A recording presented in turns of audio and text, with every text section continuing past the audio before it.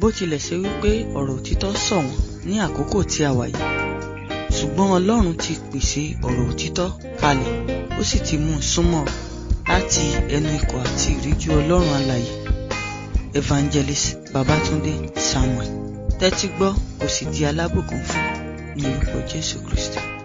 Mo ń bá wa sọ̀rọ̀ ní òwúrọ̀ yìí láti inú ìwé Matthew, ìhìnrere ti Matthew orí 10 ẹsẹ̀ 7 sí 8. Bí ẹ̀yin ti ń lọ, ẹ máa wàásùn wípé ìjọba ọ̀run kù sí dẹ̀dẹ̀. Verse 8, ẹ máa ṣe dídára fún àwọn olókùnrùn, ẹ máa sọ àwọn adẹ́tẹ̀ di mímọ́, ẹ sì jí àwọn òkú dìde, kí ẹ sì máa lé àwọn ẹ̀mí èṣù jáde. Ọ̀fẹ́ ni ẹ̀yin gbà á, ọ̀fẹ́ ni kí ẹ sì fi fúnni. Amen. Mo ń sọ̀rọ̀ lówùúrọ̀ yìí lórí ẹ̀bùn ọ̀fẹ́ pàtàkì nínú Jésù. Ẹ̀bùn ọ̀fẹ́ pàtàkì nínú Jésù. A rí pé nínú Jésù nìkan ni ẹ̀bùn ọ̀fẹ́ wà. Jésù sì jẹ́ olóore, bẹ́ẹ̀ náà ló jẹ́ aláàánú. Onírúurú oore ló wà lọ́wọ́ Jésù. Onírúurú oore tá ò lè kà tán ló ń bẹ nínú Jésù. Gẹ́gẹ́ bí ibi tí a kà tán yìí, Jésù pe àwọn àpọ́stélì sí ọ̀dọ̀ rẹ̀. Ohun àkọ́kọ́ tó sọ fún wọn, ó ní ẹ lọ láti wàásù nípa ìjọba Ọlọ́run wípé ó kù sí dẹ̀dẹ̀. Lẹ́yìn náà, ẹ wá bẹ̀rẹ̀ sí ní ṣe onírúurú iṣẹ́ àmì àti ìyanu. A rí pé onírúurú ẹ̀bùn láyé ń wá wánu Jésù lónìí. Lára ẹ̀bùn táyé ń wá wánu Jésù, òun lówó, oríire, àlùyọ, ìgbéga, àlàáfíà. Onírúurú ni ẹ̀bùn táyé ń wá nínú Jésù lónìí. Jésù òkúkú lò ní fún wọn. Gbogbo ẹ̀bùn tó bá wá dénú Jésù náà ló rí gbà. Ṣùgbọ́n ẹ̀bùn kan wà tó jẹ́ ẹ̀bùn tó ṣe pé ayérayé ni ẹ̀bùn yìí. Ọ̀pọ̀lọpọ̀ àwọn ẹ̀bùn tó wà nínú Jésù lórí pé téèyàn bá kú, ayé ló mọ. Àní gbèrú ẹ̀bùn bẹ́ẹ̀ lọ́run. Bọ́lọ̀ ń bá fún ọ ní ẹ̀bùn ọmọ tó yàgàn tó gbàdúrà tó lọ́ọ́ fún ọ lẹ́bùn ọmọ, bọ́ ọ bá kú wọn ò ní sin mọ́ mọ́. Ayé lọ́ọ́ fẹ̀bùn ọmọ sí. Bọ́ ọ bá gbàdúrà kọ́ lọ́njọ́ sóríire tó lọ lu òyìnbó tó ṣe gbogbo ẹ̀, bọ́ ọ bá kú ọ̀ ní kóríire dání. Bọ́ ọ bá gbàdúrà pé kọ́lọ́run kó lànà fún ọ, kọ́lọ́run kó fún ọ lọ́kọ, bọ́ ọ bá kú ọ̀ ní di ọkọ dání. Ìwọ tó gbàdúrà kọ́lọ́run fún ọ láya tó rí ẹ̀bùn aya rere gbà nínú Jésù, bọ́ ọ bá kú ọ̀ ní gbé aya lọ. Gbogbo onírú ẹ̀bùn tó kù tá ń béèrè nínú ayé yìí ló mọ ànígbé lọ. Ṣùgbọ́n ẹ̀bùn kan wà tó ṣe pé tó o bá gbà lọ́wọ́ Jésù, ó tayé mu dáyéráyé. Ó ti ayé yìí mú ẹ̀bùn náà lọ́wọ́ di ayérayé. Ẹ̀bùn yìí ni mò ń sọ̀rọ̀ nípa rẹ̀, ó sì ló ṣe pàtàkì jù. Ṣùgbọ́n wá bà mí nínú jẹ́ pé ìjọ òde òní ò lépa ẹ̀bùn tá à ń sọ nípa ẹ̀. Ẹ̀bùn tí ò yẹ kán lé òun náà wá ń lé kiri. Kí lẹ́bùn tí mo sì ń sọ yìí? Òun náà ní ìgbàlà. Ẹ̀bùn ìgbàlà. Ọ̀fẹ́ ní ìgbàlà ó. Ìrèdí ni Jésù sọ fún àwọn àpọ́stélì iṣẹ́ àkọ́kọ́ tó fi lé wọn lọ́wọ́ nígbà tó rán wọn jáde. Nínú ìwé Matthew orí 10 ẹsẹ̀ 7 yẹn, ó ní ẹ lọ kí ẹ sì máa sọ fún àwọn ènìyàn pé ìjọba ọ̀run kù sí dẹ̀dẹ̀. Kí dẹ̀ ní ìjọba ọ̀run yẹn dálé lórí? Òun náà ní ìgbàlà. Ẹni ò bá ní ìgbàlà ò lè dé ìjọba ọ̀run. Ìjọba ọ̀run ò sí fẹ́lẹ́ṣẹ̀. Ìjọba ọ̀run ò sí fáwọn church goer. Ìjọba ọ̀run ò sí fáwọn tó ń wá, tó ń wọ́wọ́, tó ń wá oríire, tó ń wá gbogbo ẹ̀ nínú Jésù. Ṣùgbọ́n tí wọn ò lépa ìgbàlà, àwọn ẹlẹ́ṣẹ̀ tí ń béèrè ohun rere lọ́wọ́ Jésù láì ní ìgbàlà, ìjọba ọ̀run ò sí fún wọn. Ọ̀rọ̀ ìgbàlà ni Jésù kọ́kọ́ fi lé àwọn àpọ́stélì lọ́wọ́. Ìdí nìyẹn ni Jésù sọ fún àwọn ìwé Matthew orí 9. Ẹ jáwọ́ láti verse 31, Matthew chapter 6 verse 31. Nítorí náà má ṣe ṣe àníyàn wípé kí ni ẹ̀yin ó jẹ, tàbí kí ni ẹ̀yin ó mu, tàbí aṣọ wo lè á fi wọ̀ wá. Verse 32. Nítorí gbogbo nǹkan wọ̀nyí lé àwọn kèfèrí wá kiri. Jẹ́dánù tó ń bẹ̀rẹ̀ náà. Nítorí gbogbo nǹkan wọ̀nyí làwọn kèfèrí wá kiri. Kèfèrí lọ́pọ̀lọpọ̀ nínú ìjọ. Àdá ayé lọ̀pọ̀ ń lé kiri. Ẹlòmíì ò ní gbàlà. Ó sì ti ń ka ọdún 10 tó ti wà nínú ṣọ́ọ̀ṣì. Ẹlòmíì ti ń ka 20 years tó ti wà nínú ṣọ́ọ̀ṣì. Kò ní gbàlà, ara ò sì ta, kò lépa àti ní, kò bí Ọlọ́run, kó fún un lórí ọ̀fẹ́ àti ẹ̀bùn ìgbàlà kò béèrè fún. Ohun tó ń lépa náà ni àti jẹ àti mu, àdá ayé, àsoríire, gbogbo ayé ní lépa kiri. Jésù wípé àwọn nǹkan wọ̀nyí ni àwọn kèfèrí wá kiri. Ẹ rí pé tẹ́ bá rẹ́ lẹ́sẹ̀, ìrònú ẹlẹ́sẹ̀ ò jowó lọ, ìrònú ẹlẹ́sẹ̀ ò jó wọn ayé lọ. Ẹlòmíì bó ti pẹ́ tó nínú ìjọ, ìrònú rẹ̀ ò jó wọn ayé lọ. Kò tiẹ̀ rò pé lọ́jọ́ wo lèmi gó pèsè fún ilé mi tí ń ṣe ilé ayérayé. Ó nítorí nǹkan wọ̀nyí lé àwọn kèfèrí wá kiri. Ó tẹ̀síwájú, ó nítorí bàbá yín tí bẹ lé ọ̀run mọ̀ pé ẹ̀yin kò lè ṣe aláìní gbogbo nǹkan wọ̀nyí. Ó ní tọ́lọ́run mọ̀ pé gbogbo àwọn ẹ̀bùn tó kù, ẹ̀bùn owó ni, ọmọ ni, àlàáfíà ni, ayọ̀ ni, ìgbéga ni, oríire ni, àlùyọ ni. Jésù wípé Ọlọ́run mọ̀ pé a kò lè ṣe aláìnílò rẹ̀. Ṣùgbọ́n èyí kì í ṣe n tó yẹ ká lépa ju ẹ̀bùn ìgbàlà lọ. Wọ́n ẹ̀ sì fowó lágbàlà. Ìgbàlà sọ wọ́n. Verse 33. Ṣùgbọ́n ẹ tètè máa wá ìjọba ọ̀run náà àti òdodo rẹ̀. Gbogbo nǹkan wọ̀nyí lè a ó sì fi kún fún yín. Kí ni gbogbo rẹ lórí àti ní ìgbàlà? Mo sọ́nù wàásù mi kẹ́ngbà kan. Mo ní tọ́ bá mọ lọ́nbẹ̀ tọ́ ọ̀rọ̀ lọ́nbẹ̀ tọ́ olówó. Tọ́ ọ̀rọ̀ lọ́nbẹ̀ tọ́ lọ́n ṣẹ́gun oṣó tó ṣẹ́gun àjẹ́nú ayé rẹ̀. Tọ́ ọ̀rọ̀ lọ́nbẹ̀ tó ṣàánú rẹ̀ tọ́ soríire tó rí burúkú rẹ̀ doríire. Tọ́ ọ̀nà lóyìnbó tọ́ bímọ tọ́ ṣe gbogbo ẹ̀. Mo ní tọ́ ọ̀bá rọ́lọ́nbẹ̀ kọ́ ọ ní ìgbàlà. Ìwọ ló lórí ẹni tí òrò náà bẹ̀rẹ̀ láyé. Ẹ̀bùn ọ̀fẹ́ Ọlọ́run tó ga ó ní ìgbàlà. Jésù sọ kíní kan fún wa ní ìwé mímọ́. Ó ní èrè kíni fún ènìyàn tó jèrè ayé tó sọ ẹ̀mí ẹ̀nù. Níbi tó túmọ̀ sí pé owó ò lè ṣe ìràpadà ẹ̀mí rẹ. Ohun ayé kan tó ń béèrè kò lè ṣe ìràpadà ẹ̀mí rẹ. Ikú Jésù lórí igi àgbélébú ló ti ṣe ìràpadà ẹ̀mí gbogbo ènìyàn lẹ́ẹ̀kan ṣoṣo. Ìgbàlà rẹ ní kíkún ní tòótọ́ nínú Kristi nìkan ló lè ra ọ padà. Ó ṣe pàtàkì fún ọ tó ń gbọ́ mi láàárọ̀ ẹ̀ láti wá ìgbàlà rí. Ẹ ṣe rí ọ̀rọ̀ ìgbàlà yìí kò fẹ́ jẹ́ nǹkan mọ́ nínú ìjọ lónìí. A ti assume pé gbogbo wa láti nígbàlà, ìyáláyà rọ́ sí ni. Mo lè sọ fún wa pé níbi tí èèyàn 100 ti ń jọ́sìn nínú ilé ìjọsìn, ó lè ṣèyàn 10 péré ló nígbàlà mọ́ nínú wọn. Bẹ́ẹ̀ ni gbogbo ni mo fi sọ. Torí pé kí ni ẹ̀sìn ní ọ̀pọ̀lọpọ̀ ìjọ òní gbé lórí. Gbogbo ọ̀pọ̀lọpọ̀ ọmọ ìjọ òdì òní ẹ̀sìn náà rù lórí. Ẹ béèrè lọ́wọ́ ìlú mi pé bóò ló ṣe nígbàlà. Bàbá mi díkìn ni. Ìyá mi díkínẹ́sì. Bàbá mi alàgbà. Bó ojú ọmọ pásítọ̀ kò sọ́dọ̀ ọmọ Ọlọ́run. Wípé àsọ lórúkọ kìrìsìtíẹ́nì, àsọ ní báíbù ni ẹ̀. Kò sọ́dọ̀ ọmọ Ọlọ́run. Wípé ọ̀n jẹ́ John, ọ̀n jẹ́ Matthew, ọ̀n jẹ́ Elizabeth. Kò sọ́dọ̀ ọmọ Ọlọ́run. Wípé ọ̀n jẹ́ Esther, kò sọ́dọ̀ ọmọ Ọlọ́run. Ọ̀n jẹ́ Deborah, kò sọ́dọ̀ ọmọ Ọlọ́run. Àwọn nǹkan wọ̀nyí sì ní ọ̀pọ̀ tí ẹlòmíì tẹ́bàtì tó rò pọ̀ ti nígbàlà tí kò sì ní. Ìjọ onígbàlà báyìí kò ṣeé mà ní ọ̀bùn ọ̀fẹ́ ni nínú Jésù. Ṣùgbọ́n bó ṣe jẹ́ ẹ̀bùn ọ̀fẹ́ tó náà, ọ̀pọ̀lọpọ̀ mọ̀ ní. Tó bá sí ẹ̀bùn kan tó yẹ kó o sunkún lé lórí níwájú Ọlọ́run, orí ọ̀fẹ́ ìgbàlà ni. Ìgbàlà ló yẹ kó o sunkún lé lórí níwájú Ọlọ́run, ṣùgbọ́n banújẹ́ lónìí. Ọ̀pọ̀lọpọ̀ ń sunkún lórí ogun ayé, sunkún lórí àti lówó, sunkún lórí àti dènìyàn, sunkún lórí àti jẹ́yàn láyé. Ó dẹ̀ wà síbẹ̀ nínú ẹ̀ṣẹ̀ rẹ̀, kò dẹ̀ rí yẹn rò, iye ò dẹ̀ jẹ́ bànújẹ́ fún. Mo kà nípa ìránṣẹ́ Ọlọ́run kan tó wà nínú iṣẹ́ Olúwa fún more than 40 years. Ó wá rìtáyà gẹ́gẹ́ bí àlùfáà after 40 years tó ti jẹ́ pásítọ̀. Ìjẹ́ mọ̀ pé lọ́dún tó rìtáyà gan ló ṣe fàyè rẹ̀ fún Jésù. Ọdún tó rìtáyà gan ló ṣe ní ìbápàdé tòótọ́ pẹ̀lú Ọlọ́run. So gbogbo more than 40 years sí sáfíìsì ẹ̀ níwájú Ọlọ́run asán ni. So orí gbogbo ìsìn rẹ láì bá rí pé o ní ìgbàlà asán ni níwájú Ọlọ́run. Gbogbo oore tó wù kọ́ ọmọ ṣe, gbogbo tó wù kọ́ ọmọ ṣe láì bá ṣe pé o ní ìgbàlà asán ni níwájú Ọlọ́run. Ọ̀fẹ́ ní ìgbàlà, ṣùgbọ́n àwọn àwọn tí ó béèrè rẹ̀ àwọn rí wọn. Ẹ̀sìn láyé gbájúmọ́ lónìí. Ẹ̀sìn láyé rù lórí bí ara wọn ní Jésù. Láì kò bá sì ṣe pé a bá gbà ọ́ là, o ò lè dọmọ Ọlọ́run. mo fẹ́ ká wo àwọn àǹfààní tó wà nínú ìgbàlà. Àwọn àǹfààní tó wà nínú dídi ẹni ìgbàlà. Ẹlòmíràn ò mọ pàtàkì tó wà nínú ìgbàlà. Òun la fi ń gbégbé ayé tẹ́tẹ́rẹ́ láwọn fi bí Ọlọ́run kó gba ọkàn wa là. Tá a bá mọ àǹfààní ńláńlá tó wà nínú ìgbàlà ni a ó bẹ Ọlọ́run lórí àti ní ìgbàlà.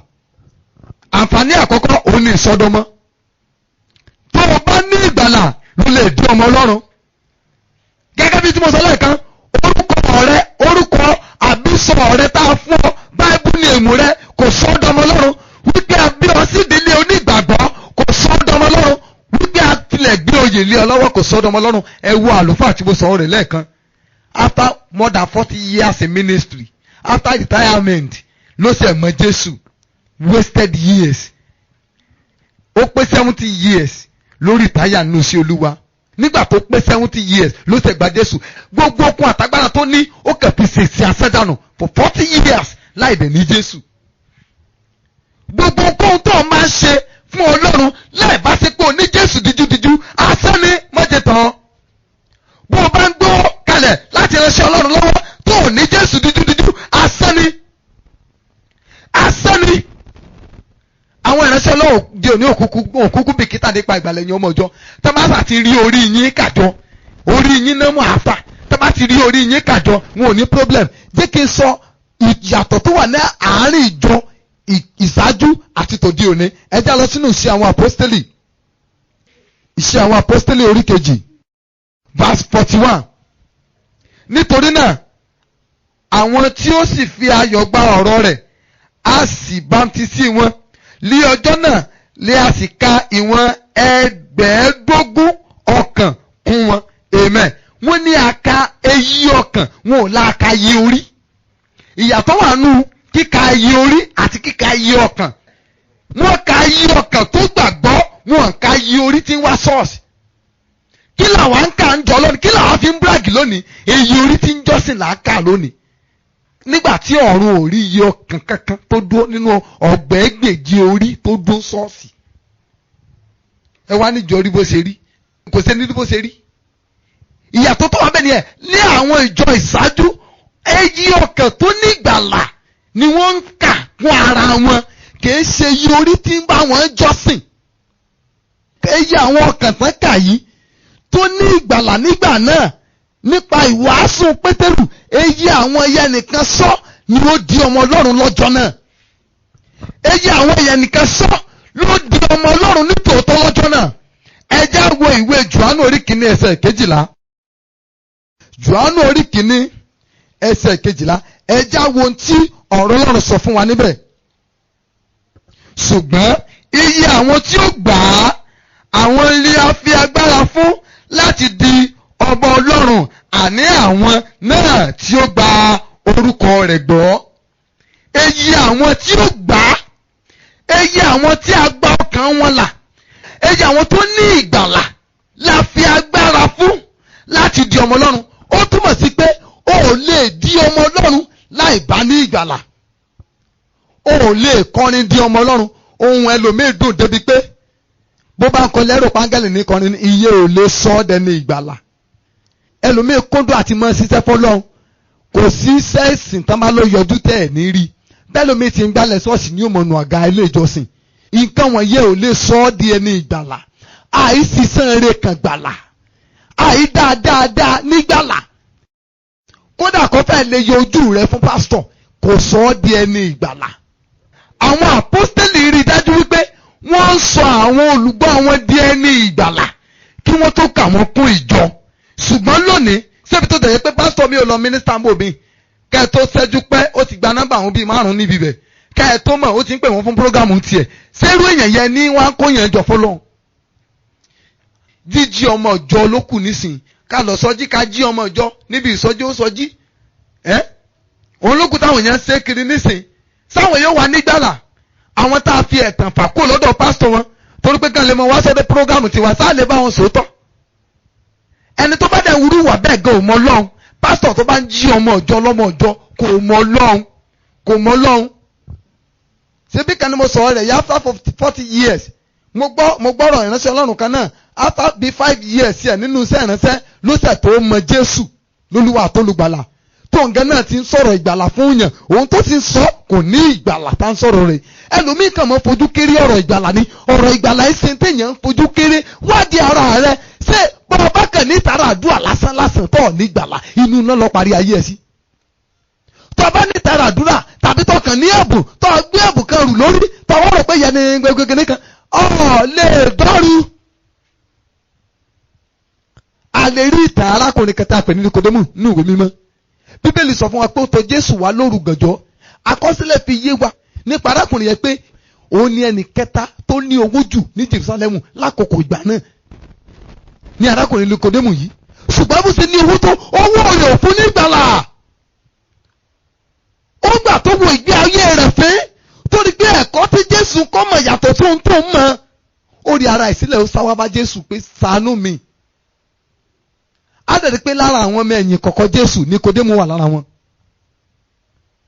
ìwọ náà wádìí ara rẹ báyìí tó o bá nígbàlà yóò jẹyọ nínú ayé rẹ nítòótọ́ nígbà tó o bá nígbàlà ló tó lè dọmọ Ọlọ́run ẹlòmíì ìgbàlà nínú òun wá dìde fúláṣì kiri ojoojúmọ́ lọ ọmọ owó nu prógrámù kọ́ tó gbórúkọ Jésù ọ ti ṣubú kọ́ tó gbórúkọ Jésù ọ ti wó ọ wá the victim of deliverance every time gbogbo èèyàn ti á mọ̀ àwọn èèyàn fẹ́ jókòó tí ọ fẹ́ lè kága sọ́ọ̀sì lórí ká mọ wówó kiri náà ìgbàlà sì ní yọ lẹ́nu náà ní ẹni ò bá sì ti ní ìgbàlà èso yọ lẹ́nu.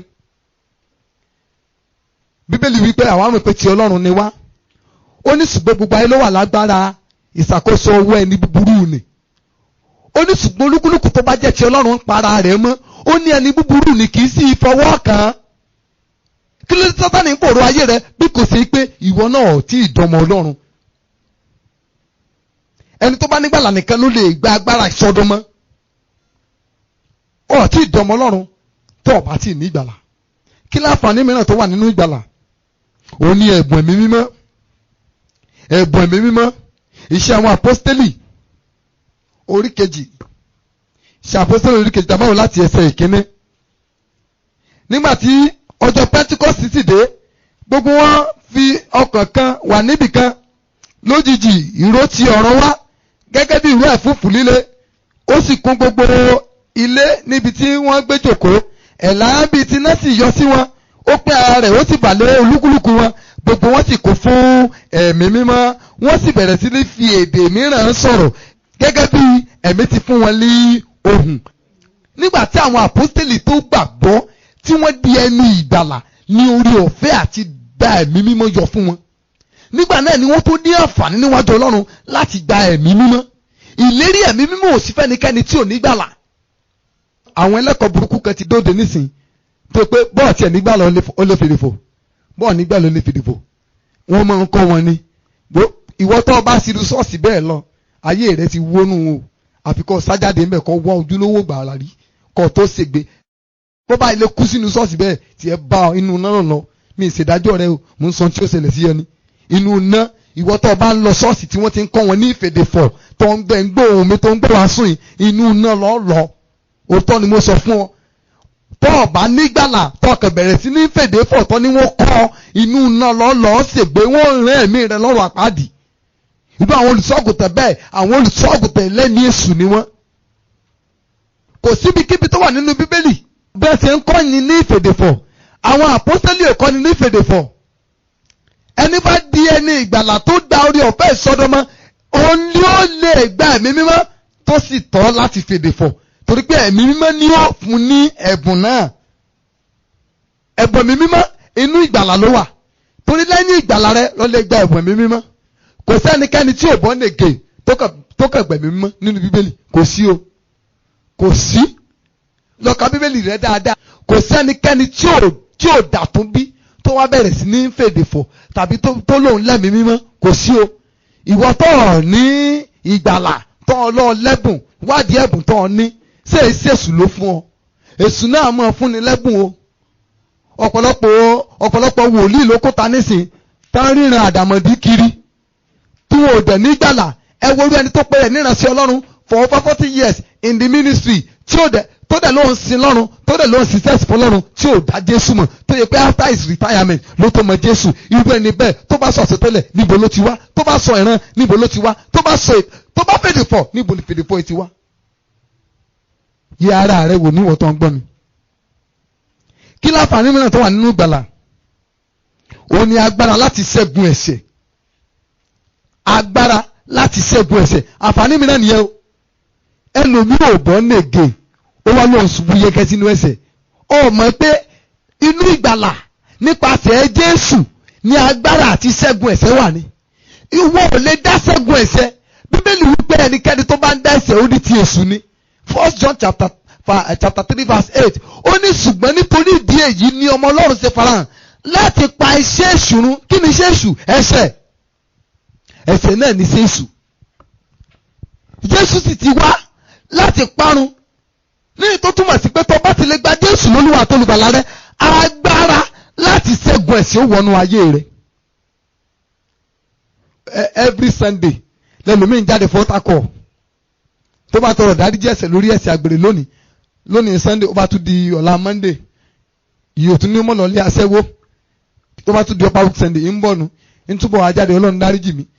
Ní abẹ́ bàbá tí ń bẹ lọ́run lẹ́lòmíì ń sásí gbà gbogbo dárí ẹ̀ṣẹ̀ wájú wa bàbá tí ń bẹ lọ́run dárí ẹ̀ṣẹ̀ mọ́ sásá bẹ́ẹ̀ bàbá tí ń bẹ lọ́run inú náà lọ́ parí ayé ẹ̀ sí. Wọ́n gbà láàrí ǹjẹ́ a ti tún ọ bí? Ìjọ tiẹ̀ ń pọ̀ gbẹ àti ní ìgbàlà yìí ẹlòmíì kẹsàn-án gbọ́rọ̀ gbàlà ni kò tí ara ò tiẹ̀ tá. Wá ìgbàlà rí agbára láti ṣẹ́gun ẹ̀ṣẹ̀ ó wà nínú ìgbàlà. Ó lè mọ̀ nígbàlà kó fẹ́ ṣẹ́gun ẹ̀ṣẹ̀ kò ṣeé ṣe fún ọ kò possible ọmọ yìí inú ẹ̀ṣẹ̀ ni. Ìdí nìyẹn tó yẹ pé onírúurú làwọn tó wà ń ṣọ́ọ̀ṣì lẹ́nu tó wà lábẹ́ ìgbèkùn ẹ̀ṣẹ̀. Oríṣiríṣi nǹkan là ń gbọ́ onírúurú làwọn tó kúnnú ṣọ́ọ̀ṣì lónìí tí wọ́n yí gbì tí wọ́n rákọ̀rọ̀ nínú ẹ̀ṣẹ̀. Ẹ̀ṣẹ̀ ti bà yí ọ̀pọ̀lọpọ̀ jẹ́, ẹ̀ṣẹ̀ ti sọ ọ̀pọ̀lọpọ̀ dákó rẹ̀ tẹ̀, ẹ̀ṣẹ̀ ti sọ lómi ìgẹ̀dọ̀kú sí Ọlọ́run. Ya yé ara rẹ wò. Arábìnrin kan ni mo bá pàdé níbì kan mo dẹ̀ ṣe rí Olúwa ti ń jẹ́ kí n mọrú ènìyàn tó jẹ́ máa sì pé arábìnrin a ní láti sọ̀rọ̀ nígbà tí màá fi ọ̀rọ̀ wádìí lẹ́nu rẹ̀ mo sọ mú tó bá padà fún mi Ọlọ́run tó àṣírí ẹ o. Ìgbà tí màá wádìí irú ènìyàn tárábìnrin yìí jẹ́ òun àti ọkọ àfẹ́sọ́nà rẹ̀ àìméjì gbàná láwọn ń kura àwọn mọ́lẹ̀. Nínú ìwádìí mi pẹ̀lú arábìnrin ni mo ti rí pé òṣìṣẹ́ ló jẹ́ ń church. Àwọn ẹlẹ́ṣẹ̀ ti gbàjọba jọ lónìí àwa la fẹ́ ragbára Ọlọ́run. Ẹlẹ́ṣẹ̀ lólùjọpa, ẹlẹ́ṣẹ̀ ní kwaya, ẹlẹ́ṣẹ̀ gẹ́gẹ́ bí àfàdúrà jagun àwa la fẹ́ rọ́wọ́ Ọlọ́run níbi ìtìgbà ni a ṣe rí iṣẹ́ àwọn ènìyàn mímọ́ ti di tẹ́lẹ́gbẹ́ tán. Arábìnrin kan náà ni mo ṣalábàápàdé ńgbà kan lÓlúwa bẹ̀rẹ̀ sí ní tú àṣírí rẹ̀ fún mi. Òṣìṣẹ́ lòun náà sì jẹ́ akọrin ló jẹ́ ní ṣọ́ọ̀ṣì. Olúwa jẹ́ kí n mọ̀ pé ó ti ṣẹ́yún méjì mo dẹ̀ sọ fún ọ ti ṣẹ́yún méjì kò lè jiyàn. Olúwa sọ fún mi pé òun àti boyfriend rẹ̀ wọ́n tẹ̀ tún bára wọn sùn kò pẹ́ mo tún sọ fún nǹkan báyìí Olúwa sọ fún mi nípa rẹ̀ pé ìwọ àti boyfriend rẹ̀ kò tí pẹ́tẹ́ tó bára yín sùn kò lè jiyàn. Eléyìí náà sì jẹ́ òṣìṣẹ́ nínú ààbò ìjọ Ọlọ́run. Ẹ wá sọ pé ìsọjí ti gbani kò sí mọ́ bọ́ọ̀ ló ti bá sí pẹ̀lú irú àwọn ènìyàn báyìí àwọn igi kíkẹ̀ igi tó ti jóná igi tó ti gbẹ dànù níwájú Ọlọ́run. Bíbélì wípé ẹ jẹ́ mímọ́ ẹ̀yin tí ń gbé ohun èlò Olúwa nígbà tó pé ohun èlò iṣẹ́ Olúwa mímọ́ ó ti di tẹ́lẹ́gbin bó la ṣe fẹ́ rọ́wọ́ Ọlọ́run nínú ìjọ. Tàbá ti sọ̀rọ̀ ìgbàlà irú àwọn wọ̀nyí náà nísìn wọ́n mọ̀ kílẹ̀mù pé àwọn ti dọmọ Ọlọ́run. Ṣé a lè pe irú àwọn ènìyàn báyìí lọ́mọ Ọlọ́run? Síbẹ̀ àwọn ló pọ̀ tí ń ṣiṣẹ́ Olúwa lónìí. Síbẹ̀ irú àwọn èèyàn ló pọ̀ tí ń darí ìjọ lónìí. Bó o ní òkú ènìyàn ṣe fẹ́ bí alààyè. Agbára àti ṣẹ́gun ẹ̀ṣẹ̀ ó jẹ́ ara àwọn àǹfààní tó wà nínú ìgbàlà. Kí láǹfààní mìíràn tó tún wà níbẹ̀? Ó ní ìyè àìnípẹ̀kun. John 3:15. Nínú ìgbàlà ló ti lè jogún ìyè àìnípẹ̀kun. Nínú ìgbàlà ló ti lè jogún ìyè àìnípẹ̀kun. Láì bá ti pọ̀ nígbàlà ìyè àìnípẹ̀kun ò sí fún ọ. kí ẹni tí ó bá gbà á gbọ́ kí ó má bàa ṣègbé ṣùgbọ́n kí ó lè ní ìyè àìnípẹ̀kun. Ìyè àìnípẹ̀kun ò lè sí fún ọ bó bá jẹ́ òṣìṣẹ́ tó nígbàlà. O lè jogún ìyè àìnípẹ̀kun tó bá jẹ́ pásítọ̀ tó lẹ́bùn tó nígbàlà. Àìmọye pásítọ̀ tó lẹ́bùn tí ò nígbàlà. Ìgbàlà rẹ ló lè jẹ́ olórúkọ nínú ìwé ìyè. Bó o bá nígbàlà tó kàn lórúkọ nínú ìjọ ní lórúkọ nínú ìwé ìyè o. Ìwé ìfihàn orí 20 ti sọ fún ẹ pé ẹnikẹ́ni tá a kò bá lórúkọ rẹ̀ nínú ìwé ìyè aṣọ sádágùn iná. Pásítọ̀ tí ò lórúkọ rẹ̀ nínú ìwé ìyè aṣọ sádágùn iná. Wòlíì tí ò lórúkọ nínú ìwé ìyè aṣọ sádágùn iná.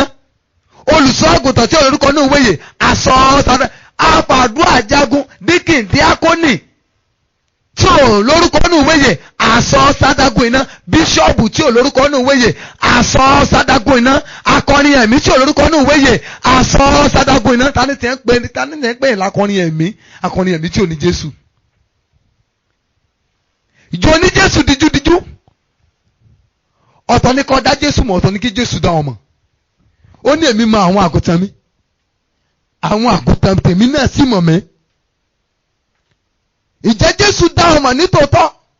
Ìjẹ́ o ti gba ẹ̀bùn ọ̀fẹ́ ìyè àìnípẹ̀kun nípasẹ̀ ìgbàgbọ́ nínú Kristi Jésù. Àbò kan tẹ́ra rẹ. Àbò kan ṣeré wá ṣọ́ọ̀ṣì. Àbò kan dára rẹ nínú dùn. Tó bá ṣe pé ẹgbẹ́ adára nínú dùn ni wọ́n wà. Tó yẹ pé ìwọ́n tiẹ̀ ìwà kíkọ̀ kan wá Jésù. Ìwà bàbá Fada Kérésì ni wọ́n ń wá. Ó rí nídìí Fada Kérésì ọ̀gbòrè lọ́wọ́ Ọlọ́run ọ̀ ní dọ́run ni. Ṣé gbogbo àwọn tí Jésù ṣe lóore nígbà tó wà láyé ṣé gbogbo ọ̀nà dèjọba ọ̀run ni? Ṣé gbogbo afọ́jú tí Jésù lajú rẹ̀ ṣé gbogbo ọ̀nà dèjọba ọ̀run ni? Ṣé gbogbo arọ tí Jésù gbé dìde gbogbo ọ̀nà dèjọba ọ̀run ni? Ṣé gbogbo àwọn tó jẹ nínú àkàrà ní àjẹyó àkàrà àti búrẹ́dì ìgbà yẹn tó jẹ lájẹyó ṣé gbogbo ọ̀nà dèjọba ọ̀run ni? Ìwọ náà lè gbọ́ ọ̀fẹ́ ó lè gbórí ọ̀fẹ́ lọ́wọ́ Ọlọ́run ṣùgbọ́n tó o bá gbà ti gbàlà mọ́ inú iná lọ parí ayé rẹ̀ sí. Ìgbàlà ìsìn láyé ọ̀nà ní lónìí. Ẹ̀bùn ìgbàlà láyé gbé sọ sẹ́yìn. Wọ́n wá ń lé ohun tí ò ní láárí. Ohun tí ò ní láárí náà ọ̀pọ̀lọpọ̀ ń lé. Ẹlòmíì ò gbàwẹ̀ lórí àti lówó, yóò gbàwẹ̀ lórí àti ṣe rere, yóò gbàwẹ̀ lórí àti ṣe ilé, yóò gorí òkè lọ nítorí ilé, yóò gorí òkè lọ nítorí tán, ṣùgbọ́n kò sọ́jọ́ kan tó fi wójú Ọlọ́run rí lórí bóun ṣe ní ìgbàlà. Bó bá sì ń gbọ́ ọ̀rọ̀ ìgbàlà yóò máa gbẹ́ tí ni. Ọ̀rọ̀ ìgbàlà onítùmọ̀ sí wọn, wọ́n máa gbẹ́ tí ni. Wọ́n máa gbẹ́ tí ni. Ọ̀jẹ̀ wá gbàlà rí. Wá ìgbàlà rí o. Ìgbàlà ọ̀kan jó rí o. Ìgbàlà ọ̀kan yẹ ọjọ́ tó ti wà ṣọ́ọ̀ṣì. Ọdún ọgbọ́n ìwọ́n lọ́ni tó ń sì. Pẹ́pẹ́ àbẹ́jọ bẹ̀rẹ̀ ṣọ́ọ̀ṣì. Ìyẹn ò nítumọ̀. Bẹ́ẹ̀jọ fi òkúta ṣọ́ọ̀ṣì dólẹ̀. Kò nítumọ̀ o. Èjì àti ìgbà ọ̀la sáà ti kọrúkọ rẹ sínú ìwé yìí. Tètè olú ẹsẹ̀ rẹ̀. Ẹ̀bùn ọ̀fẹ́ pàtàkì tó ga jù nínú Jésù òun náà ní ìgbàlà. Òun náà ní ìgbàlà. Ìjọ ò ní ìgbàlà. Ǹjẹ́ àti ìgbà ọ̀la? Ìjẹ́ Jésù ń gbénú ọkàn rẹ? Ìjẹ́ Jésù finú rẹ̀ ṣe bùgbé? Ọba kò sọ fún Ọlọ́run. Wọ́n tó gbọ́ ọ̀rọ̀ yìí tó dẹ̀ mọ̀ dájú pé ìwọ gán mọ̀ pé o kàn ń wá ṣọ́ọ̀ṣì ni. Ìdánilójú ìgbàlà ò sí fún ọ. Bí ìpè bá dún lọ́wọ́lọ́wọ́ ẹ̀ o ò níbì kan lọ. Bó o gbéra sókè ilẹ̀ lọ́tún bá rẹ̀ torí pé ò lè lọ. Bí ìgbàsókè bá dún báyìí bá ti ń sọ̀rọ̀ yìí. Ǹjẹ́ o lè lọ báyìí? Tí ìdálẹ́bi bá ti wà nínú ọkàn rẹ lórí irú ẹni tó jẹ́ níwájú Ọlọ́run. Ó yẹ kó mọ̀ dájú pé ò ní gbàlà o. Ó bá sọ fún Ọlọ́run. Olúwa, èmi ni. Mo rí pé mo kàn wá ṣọ́ọ̀ṣì ni mi ò ní olólùwà tó lùgbàlà. Mo ṣetán láti fa ayé mi fún ọ lónìí. Bàbá gbọ́ ọkàn mi là. Bàbá fi ìgbàlà rẹ wá mi rí lónìí. Bàbá méje ń lọlé lónìí. Láì bá ṣe pé mo gbà olólùwà tó lùgbàlà. Ó yá sọ́dọ̀ àdúrà. Mo rò pé ẹ ti di alábùkún fún nípasẹ̀ ọ̀rọ̀ Ọlọ́run tí ẹ gbọ́ tán yìí. Fún àdúrà àti ìmọ̀ràn tàbí ìbéèrè lórí ohun tí kò yé ọ nínú ọ̀rọ̀ Ọlọ́run, o lè pè sórí aago yìí 08065935539. Ẹ máa pọ̀ sí nínú oore ọ̀fẹ́ Kristi.